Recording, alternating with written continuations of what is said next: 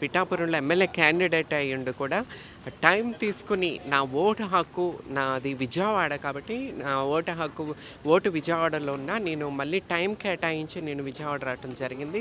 So నా vote హక్కు నేను వినియోగించుకున్నాను గైస్. ప్రతి ఒక్కరూ మన ప్రజాస్వామ్యంలో మనకి ఎటువంటి నాయకుడు కావాలి, ఏ నాయకుడు వస్తే మన అభివృద్ధి ఉంటుంది. సో అది డిసైడ్ చేసే ఈరోజు కాబట్టి ప్రతి ఒక్కరూ వచ్చి బద్ధకం చేయకుండా ప్రతి ఒక్కరు వచ్చి ఓటు వినియోగించుకోవాలని చెప్పి నేను కోరుకుంటున్నాను.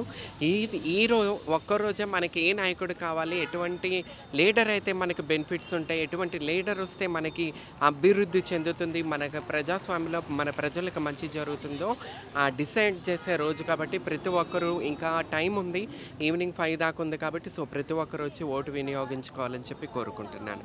Thank you.